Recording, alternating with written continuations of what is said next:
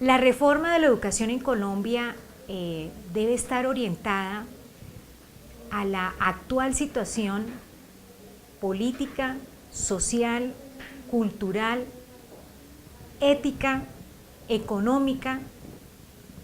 Mejor dicho, es todo un conjunto de aspectos que pues conforman un Estado social de derecho y en el que todos estamos inmersos y bajo un pilar que es la educación.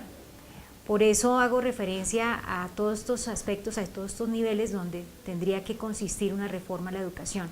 La educación para un país, independientemente del sistema político, tiene unas implicaciones importantes en materia de progreso, en materia de desarrollo, en materia de proyección política, cultural y social. Y en ese sentido, pues las organizaciones, los movimientos, los colectivos que defienden unas determinadas reformas de la educación en pro de garantizar una infraestructura, de garantizar un sistema evaluativo de docentes, de garantizar la calidad del desarrollo de los docentes, de garantizar la formación de vida de los estudiantes, pues todo ello confluye en la gran necesidad de desarrollar una reforma de la educación en todo sentido. En segundo lugar, pues a mí me parece que los esfuerzos que se han hecho desde movimientos y organizaciones que ya conocemos en torno a la educación en Colombia, pues en estos momentos justamente se están sentando con el Ministerio de Educación para tratar temas muy puntuales e históricos y que no han tenido mayor avance tras otras generaciones y otros gobiernos, y en materia de Ministerio de Educación los que han estado allí como ministros de Educación. Tenemos entendido que por parte de la MANE, ¿sí?, donde están los jóvenes de la universidad pública y privada, porque no es solo la pública, se han unido hoy con los colectivos y las organizaciones de los docentes a nivel nacional para tratar el tema en conjunto. Por eso no es descabellado pensar que la reforma de la educación incluye todo, ¿no? Tendríamos que pensar también en una reforma de la educación que piense muy bien cuál debería ser la estructura general, el esquema general de la educación en Colombia, atendiendo a las necesidades sociales, a las necesidades culturales, atendiendo a esos planes generales de desarrollo que se terminan en una localidad, en una región a nivel nacional. Pues cuando hablamos a nivel nacional es cuando lo define un gobierno central, ¿no? Y la educación tiene que ir de la mano frente a esas necesidades, a esos desafíos y a esos retos. Hoy por hoy la educación data de unas necesidades que se concentran en determinar, en definir, al mismo tiempo desarrollar un plan general evaluativo, ¿sí?, de los docentes, donde los docentes tengan como un esquema claro de cómo ellos pueden ascender, cómo ellos pueden tener oportunidades de formación, ¿sí?, de formación posgradual, de acceso también a escenarios importantes que hoy pues tienen un gran impacto, como es el de la investigación, la proyección social. Todos esos elementos hay que estudiarlos con mucho cuidado y quizás esos han estado a un lado en los gobiernos anteriores y bueno, y que hoy el gobierno actual lo está atendiendo. Recordemos que el presidente Santos, cuando estuvo en ese escenario protocolario de posesión, él fue muy claro con los colombianos y él dijo que uno de sus pilares, uno de sus trabajos primordiales era el de la educación en Colombia. Pues yo creo que además de esa premisa protocolaria, pues justamente hoy tanto estudiantes como docentes lo están haciendo realidad a través de reuniones, de diálogos, de mesas nacionales de discusión, porque es allí donde justamente deben surgir las propuestas y obviamente pues entrar en diálogo con el gobierno, con el Ministerio de Educación, para ver dentro de esas propuestas qué estructura equilibrada de cara a esa reforma de la educación se puede llegar a hacer realidad.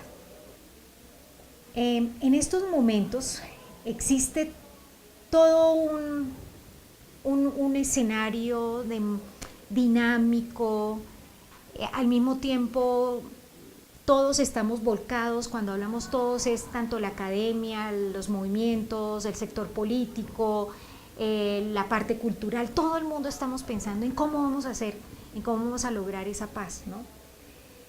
Pues desde la perspectiva educativa se viene gestando un importante proyecto, ¿sí? A través de un decreto, el decreto 1732, la ley 1732, donde bajo el liderazgo del doctor Ariel Armel, que es el presidente de la Confederación de Consumidores a nivel nacional, pues él lidera justamente una propuesta que es desarrollar en Colombia a nivel nacional, desde la educación básica hasta la educación superior, la Cátedra de la Paz.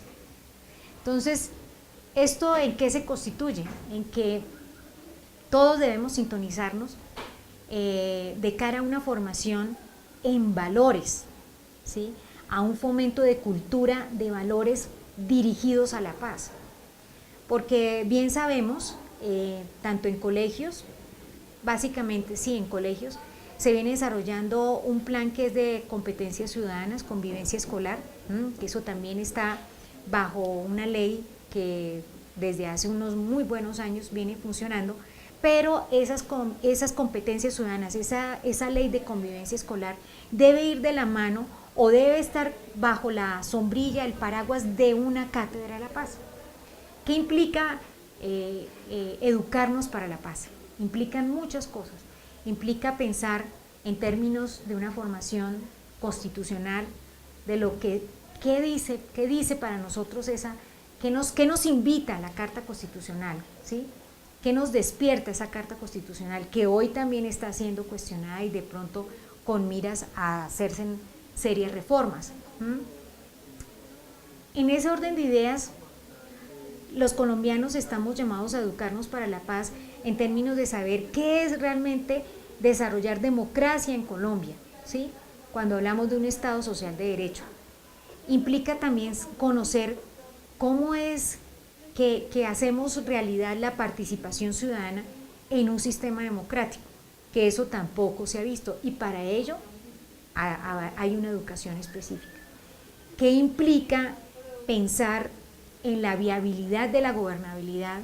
¿Qué implica pensar y analizar la viabilidad de un gobernante, ¿sí? De lo que justamente pues en su momento cuando está desarrollando todo su plan general de desarrollo, si todas esas acciones son viables y si están supliendo y si están considerando las necesidades de toda una sociedad colombiana. Todo eso implica pensar en la formación general, en la educación general de cultura de paz. Entonces, creo que en ese orden de ideas estamos caminando de modo muy concreto, porque este proyecto ha transitado por el Congreso, por la Cámara de Representantes, hoy la ministra de Educación también está atendiendo a esta propuesta de la Cátedra de la Paz, el gobierno mismo también está apuntándole no solo a un acuerdo y a una firma de paz, sino también a eso, a esa cultura, a generar la cultura de paz. Entonces yo creo que la educación allí tomará un protagonismo muy importante y será a largo plazo y permanentemente.